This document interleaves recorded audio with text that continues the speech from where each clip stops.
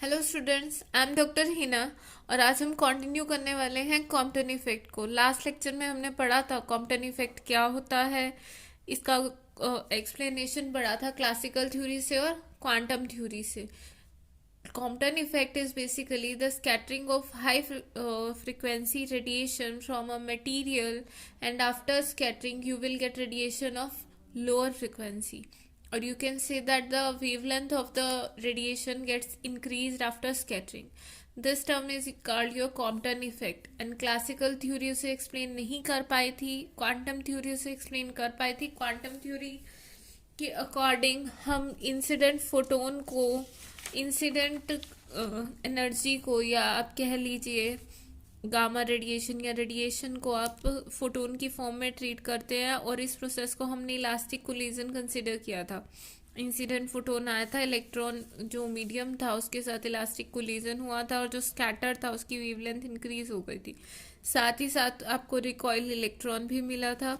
इसमें हमने 3 एजम्पशन ली थी क्वांटम मैकेनिकल थ्योरी में, कि इलेक्ट्रॉन फ्री था और रेस्ट पे था। एक्चुअल में ना तो इलेक्ट्रॉन फ्री होता है ना ही रेस्ट पे होता है। फ्री हम उसे इस सेंस में कह देते हैं कि उसकी एनर्जी बहुत कम होती है in comparison to the X radiation या फिर गामा रेडिएशन, जिसका इंटरेक्शन हम पढ़ रहे हैं।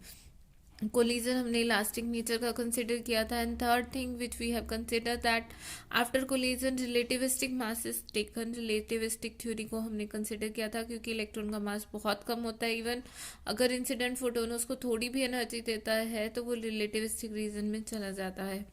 यहाँ से देखिए, इंसिडेंट इलेक्ट्रॉन आया था, फोटोन आया, इलेक्ट्रॉन के साथ स्कैटर हुआ, इंटरेक्शन की, फोटोन स्कैटर्ड हो गया, वेवलेंथ इंक्रीज हो गई। फोटोन पहले एक्स डायरेक्शन के अलोंग आ रहा था, फाई एंगल पे स्कैटर्ड हो गया। पहले वेवलेंथ लैम्डा थी, आफ्टर इंटरेक्शन या scattering wavelength will be lambda dash, and lambda dash is greater than lambda. Incident photon की एनर्जी एच न्यू थी, मोमेंटम था एच न्यू ओवर सी। इलेक्ट्रॉन क्योंकि रेस्ट पे था तो इसकी कोई वेलोसिटी नहीं थी, मोमेंटम भी नहीं था। और क्योंकि ये इलेक्ट्रॉन के साथ इंटरेक्ट किया, इलेक्ट्रॉन को कुछ एनर्जी दी, तो इलेक्ट्रॉन रिकॉल हो गया at an angle theta with respect to X axis. और किस वेलोसिटी से निकला v, so momentum will be M V and its mass will be M C, energy will be M C square. इस energy से eject हुआ, या M relativistic mass था, M is equal to M not divided by under root 1 minus V square over C square. फिर हमने law of conservation of energy and momentum apply किया था, and what we get is the Compton shift. और आपको Compton shift कितनी मिली थी? Delta lambda is equal to H over M not C into 1 minus cos phi. M not was the rest mass of electron. ये आपको Compton shift मिली थी उन electron के केस में जहाँ पे आप इलेक्ट्रॉन को रेस्ट में ट्रीट कर रहे थे, और नॉर्मली ये सिर्फ आउटर इलेक्ट्रॉन के लिए होता है। अगर हम इनर इलेक्ट्रॉन की बात करें, जो बाउंड इलेक्ट्रॉन होते हैं, tightly bound electron, for that का उससे हम फ्री ट्रीट नहीं कर सकते। सो ये इक्वेशन उस केस में एम नॉट सी की बजाय कैपिटल एम सी आ जाएगा, and this is 1 minus cos five. And capital M is your mass of atom, which is very large in comparison to the mass of electron, rest mass of electron. So ये जो Compton shift होती है nearly negligible होती है in comparison to that of that free electron. Okay. So जो tightly bound electron होते हैं atom के साथ, तो उस केस में यहाँ capital M आ जाएगा, और वहाँ Compton scattering नहीं होगी। Compton scattering सिर्फ outer electron के साथ ही possible है। I hope it is clear to you. यहाँ तक हम पहले कर चुके हैं। अब हम एक्सप्लेन करेंगे, निकालेंगे कि अभी तक हमने सिर्फ ये निकाला है कि जो वेवलेंथ है इंसिडेंट फोटोन की वो किस अमाउंट से चेंज हो रही है। Now what we calculate is your kinetic energy of recoil electron. इस तरह भी आ सकता है एग्जाम में, या फिर आपके पास एग्जाम में सिंपली आ सकता है कि फोटोन अपनी पूरी की पूरी एनर्जी इलेक्ट्रॉन को ट्रांसफर करता है या नहीं करता in Compton effect, and the answer is no. Photon अपनी पूरी एनर्जी कॉम्पटन इफेक्ट में इलेक्ट्रॉन को ट्रांसफर नहीं करता, जबकि फोटो इलेक्ट्रिक इफेक्ट में वो अपनी पूरी एनर्जी इलेक्ट्रॉन को दे देता है। उसके बाद इलेक्ट्रॉन कुछ एनर्जी तो एटम से बाहर आने में यूज कर लेता है, that is called its binding energy, और rest of the energy will become its kinetic energy. I hope this is clear to you. और जबकि कॉम्पटन इफेक्ट में ऐसा कुछ नहीं होता। फोटोन अपनी पूरी की पूरी एनर्जी कभी भी इलेक्ट्रॉन को नहीं देता है। वो कुछ एनर्जी इलेक्ट्रॉन को ट्रांसफर करता है और बाकी एनर्जी के साथ वो खुद ही बाहर आ जाता है, उसकी एक और फोटोन एमिट होता है। ओके, सो हम मानते हैं, देखिए मैं फिर से ये प्रोसेस दिखा रही हूँ आपको। इंसिडेंट फोटोन जो था उसकी एनर्जी कितनी थी, H new.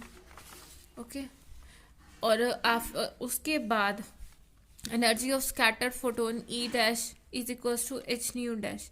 So decrease in the energy of photon, photon की एनर्जी में कुछ डिक्रीज हो रहा है, जो कि वो किसको दे रहा है एनर्जी, किसको प्रोवाइड कर रहा है फोटोन एनर्जी, इलेक्ट्रॉन को, जिस वजह से वो रिकॉइल हो रहा है। So decrease in the energy of photon, we can write it by delta E. उसमें कितना हुआ, पहले ई थी अब ई डैश हो गई, पहले एच न्यू और अब H nu dash. So the final is your H into nu minus nu dash. और ये जितना डिक्रीज हुआ उतनी ही एनर्जी किसने गेन की, इलेक्ट्रॉन ने। So this decrease in energy is equals to the energy gained, rather kinetic energy gained by the electron। जितनी energy photon ने लूज की, this is decrease in, this term is your decrease in energy of photon. Photon की energy में जो decrease होगा उतनी ही kinetic energy electron gain करेगा। सो kinetic energy gain by the electron, यही हमें निकालना है, kinetic energy of recalled electron, कि जो इलेक्ट्रॉन है वो कितनी एनर्जी का बाहर आया है। So kinetic energy gain by recoiled electron is equals to H into nu minus nu dash. You can write it as H into nu 1 minus nu dash over nu, or you can write h nu into 1 minus c lambda over c lambda dash, as your nu is equals to frequency और wavelength में क्या relation होता है, nu is equals to C over lambda, और nu dash is equals to C over lambda dash. So H nu into 1 minus C lambda over C lambda dash, C से C cancel हो जाएगा, but you are left with H nu into 1 minus lambda over lambda dash.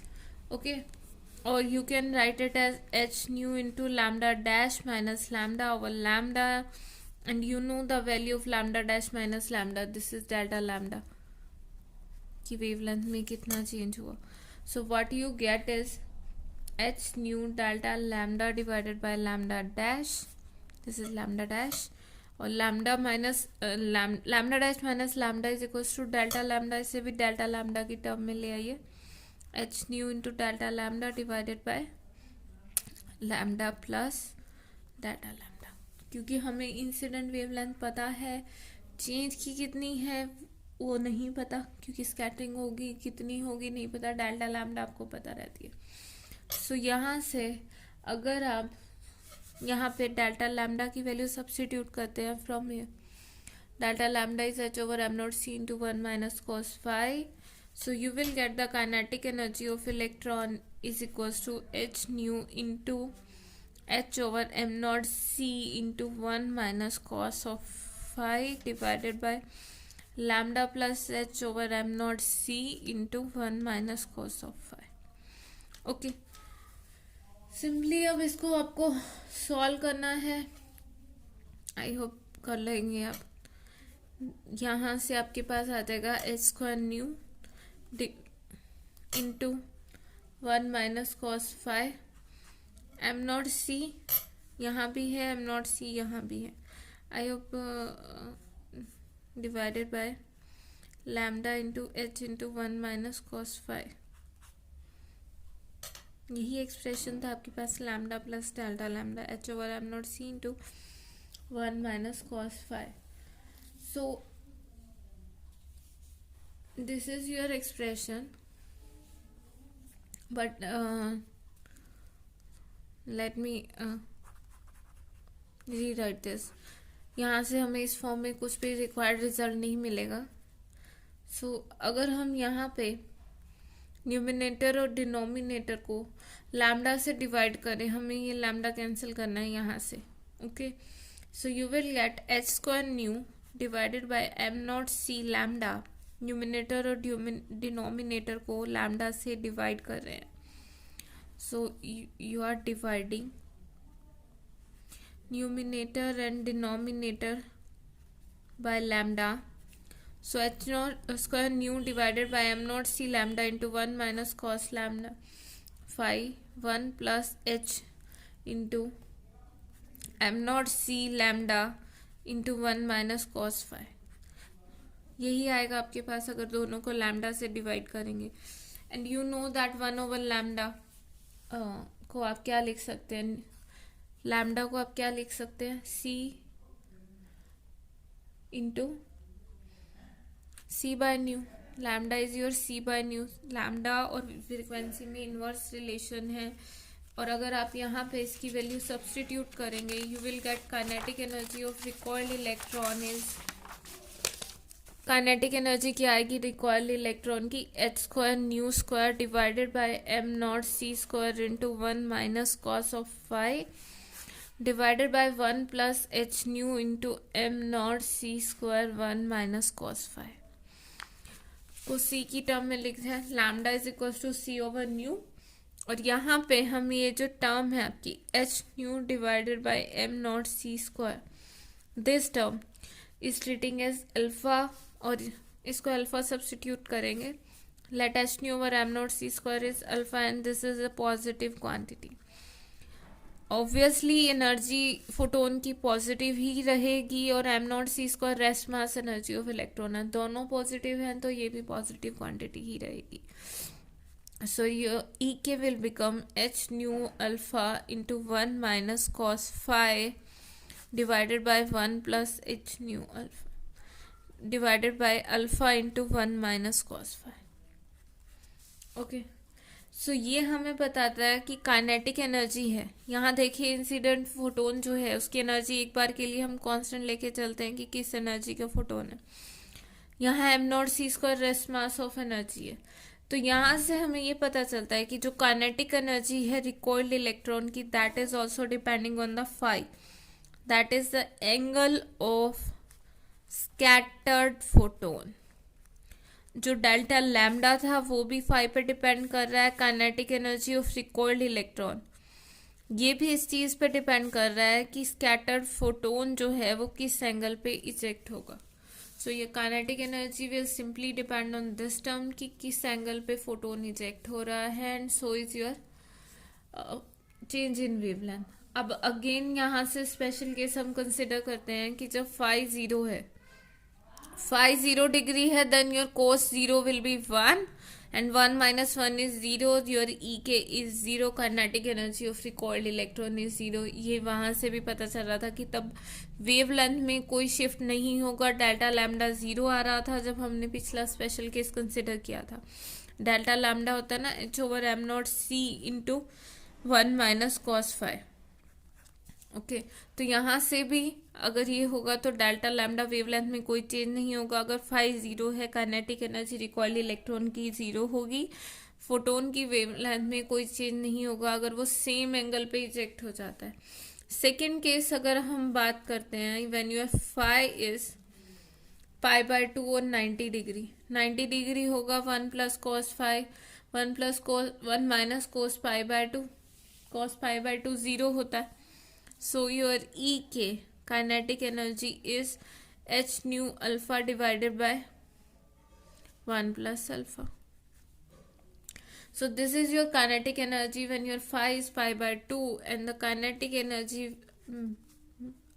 जब angle की value pi होगी तो कितनी होगी kinetic energy रिकॉइल्ड electron की, it will be 1 minus 1 cos pi -1 होता है, सो 1 minus -1, so 1 plus 1 that is 2, so it will B 2h new alpha divided by 1 plus 2 alpha.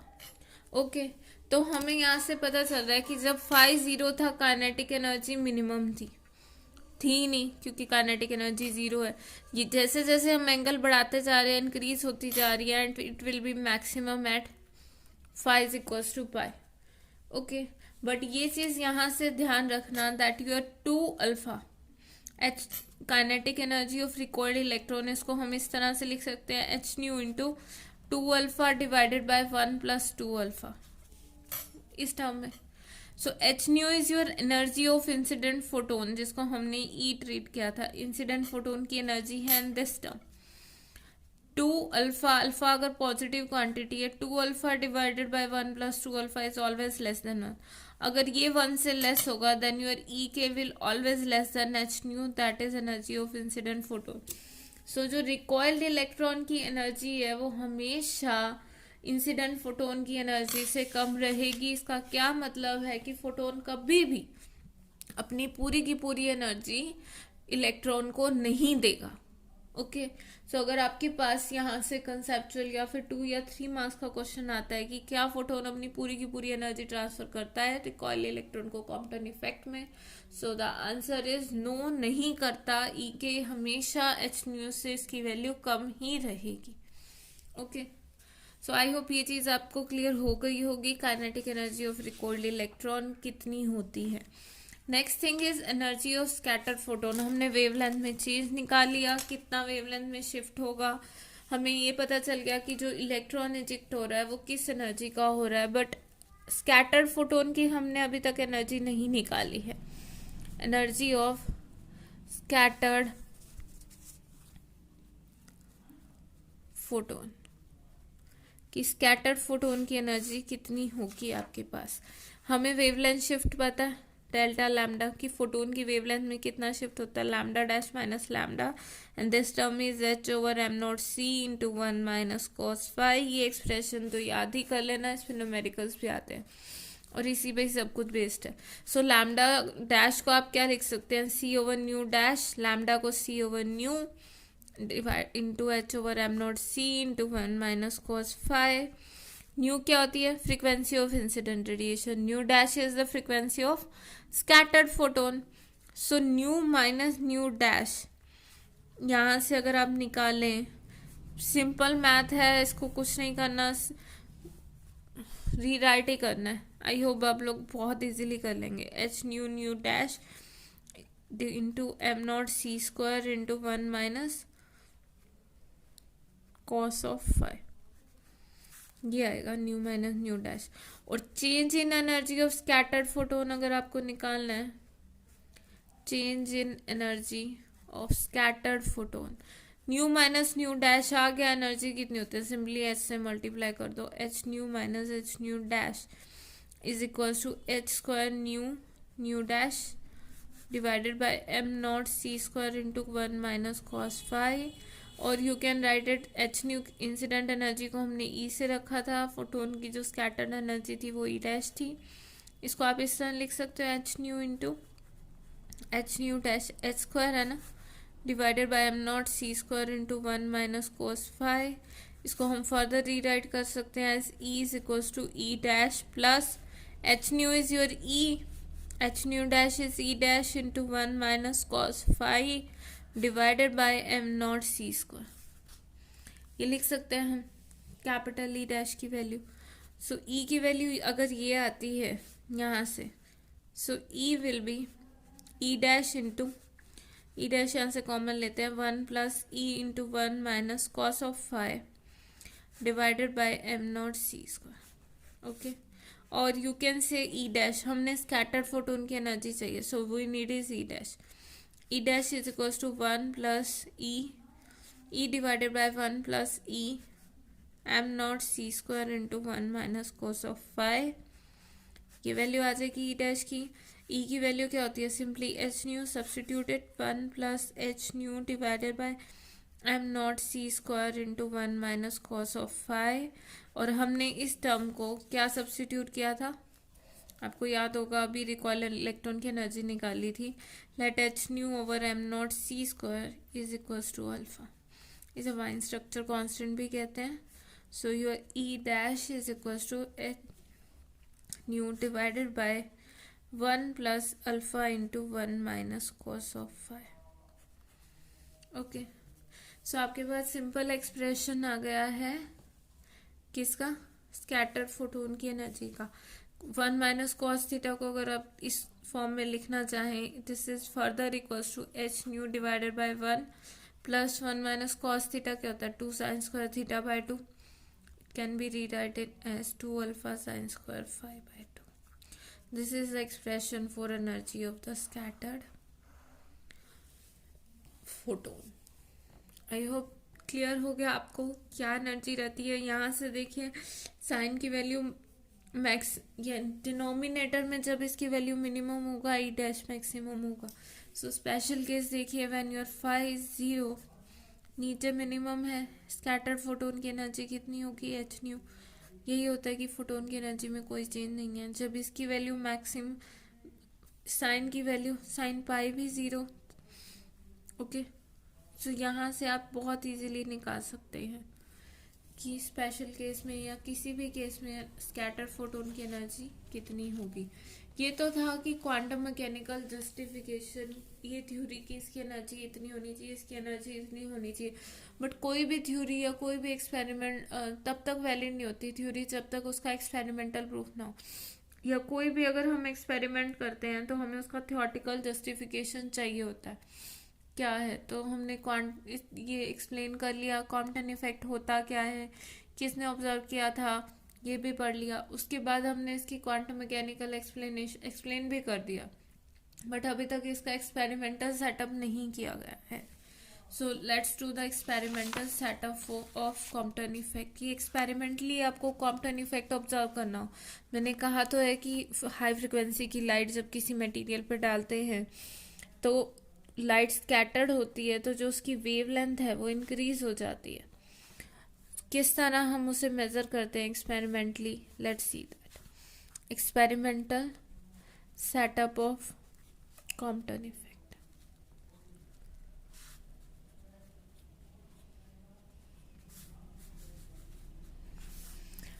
इसको मेजर करने के लिए सेटअप बहुत सिंपल सा है. इंसिडेंट मोनोक्रोमेटिक रेडिएशन हम लेंगे. गामा रे की इंटरेक्शन पढ़ रहे हैं तो गामा रेज लेंगे. These are collimator. Collimator basically light, इसको फाइन लाइट में वो फाइन स्ट्रक्चर कह लो, या इसको स्प्लिटिंग इसकी रोकते हैं. कॉलीमेशन लाइट को कॉलीमेट करते हैं, स्प्लिट फर्दर नहीं होने देते. Okay, so these are monochromatic radiation. Monochromatic means उसमें एक ही वेवलेंथ है. रेडिएशन इंसिडेंट वेवलेंथ हमने फिक्स की हुई है, सिंगल है. These are collimator. यहाँ पे आपके पास एक स्कैटर्ड मटेरियल है. इंसिडेंट बीम एक्स डायरेक्शन में आ रही है. यहाँ एक स्कैटर्ड मटेरियल है, स्कैटरर, जिसकी हम बात करते हैं. This is your Bragg spectrometer. ये इस तरह से रोटेट कर सकता है 0 से लेके पाई के एंगल तक. This is X axis. ये जो है this is scatterer. This is your Bragg spectrometer. इसका काम डिटेक्ट करना है कि जो स्कैटर्ड फोटोन निकले हैं वो किस किस एंगल पे निकल रहे हैं. Suppose and this angle is your phi. This is your scattered radiation. Compton effect एक जनरल इफेक्ट है जिसके थ्रू इलेक्ट्रोमैग्नेटिक रेडिएशन इंटरेक्ट करती है मीडियम के साथ. अब इलेक्ट्रोमैग्नेटिक रेडिएशन गामा भी हो सकती है और एक्स भी हो सकती है, और ये दोनों ही कॉम्पटन इफेक्ट शो करती हैं. Okay, so it is a general term. अगर आपकी बुक में एक्सरे लिखा है और आपके सिलेबस में गामा रे का है, so don't get confuse exam में. उसकी जगह एक्स की जगह गामा लिख लेना आप लोग. Okay, so let's start. यहाँ पे आपके पास इंसिडेंट एक्सरे है, इसको हम करेंगे. नॉर्मली इस केस में हमने, अगर हम कॉम्पटन इफेक्ट की बात करते हैं, so it is best suitable for low atomic number. उन मटीरियल, वो स्कैटर्ड मटेरियल चूज करेंगे जिसका एटॉमिक नंबर लो हो.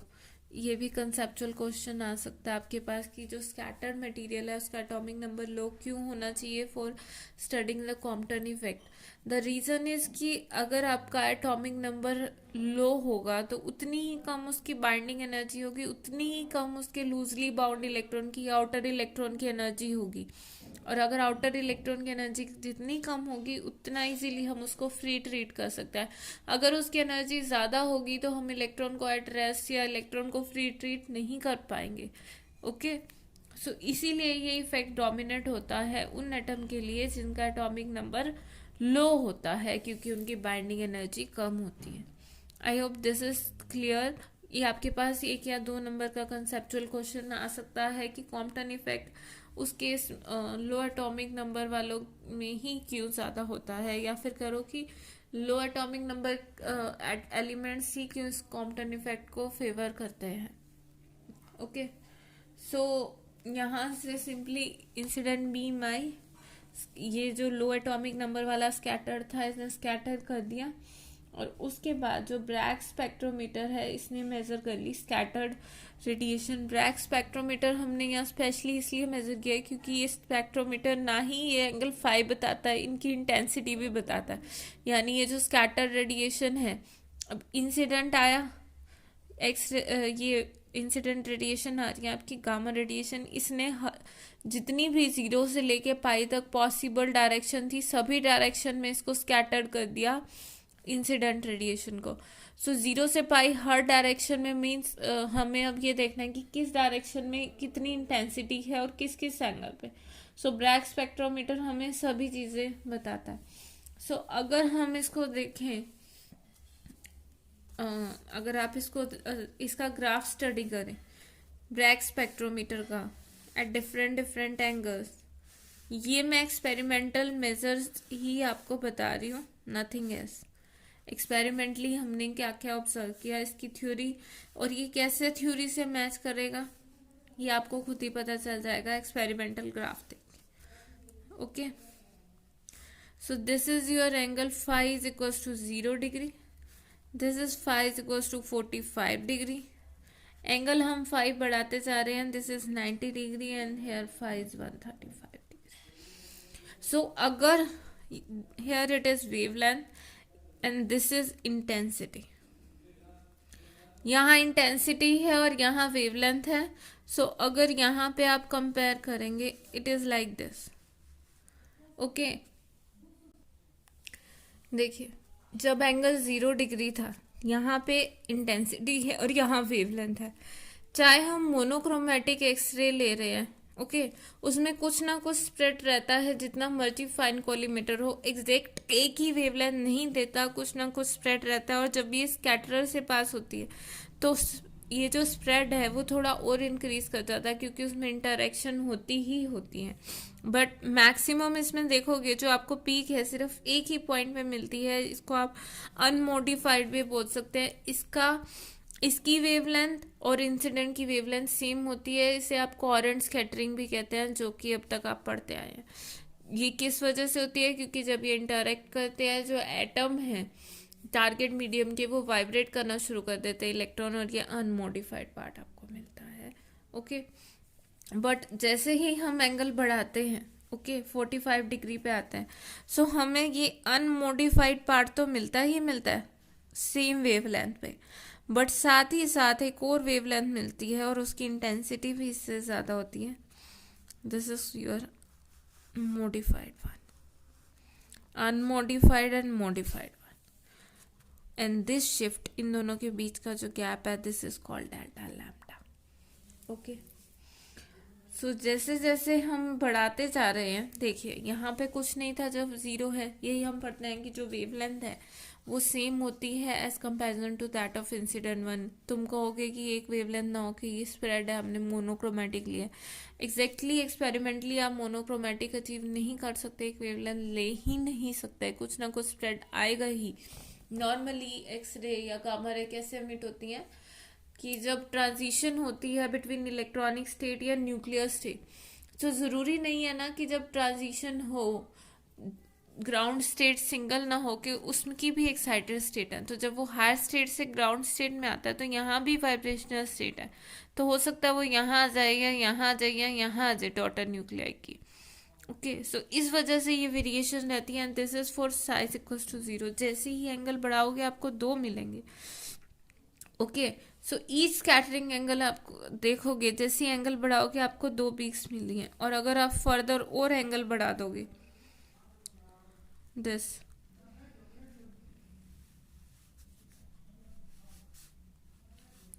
This is your unmodified. Modified again यहाँ इंटेंसिटी है सभी में, एंड वेवलेंथ में स्पेसिफिकली अब हर एक का मेंशन नहीं कर रही हूँ कि वाई एक्सिस पे इंटेंसिटी है और एक्स एक्सिस पे वेवलेंथ है।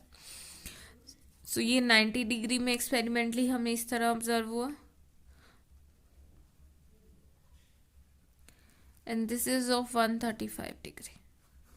modified one, unmodified one, this is delta lambda।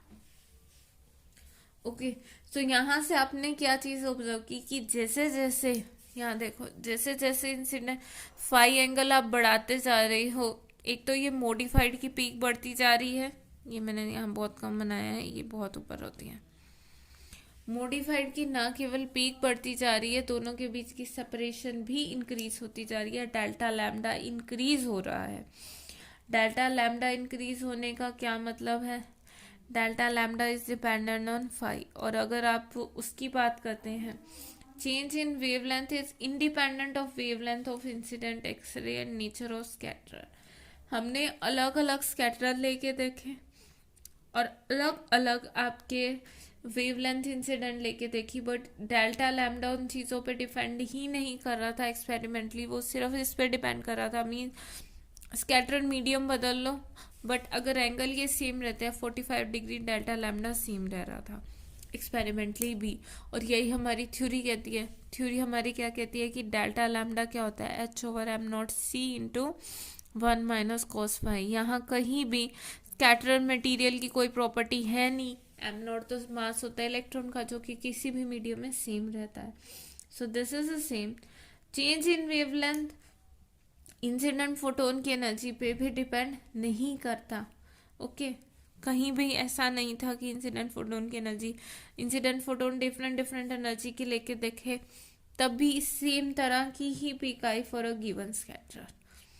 Okay, so ये जो मॉडिफाइड पीक है, यह इसकी वेवलेंथ हमेशा उससे अनमॉडिफाइड से ज़्यादा रहेगी, और जैसे जैसे एंगल बढ़ाते हो मॉडिफाइड की पीक बढ़ती जा रही है और दोनों का सेपरेशन बढ़ता जा रहा है, और यही चीज़ हमारी थ्योरी कहती है। ओके, सो आई होप आपको यहाँ तक क्लियर हो गया होगा।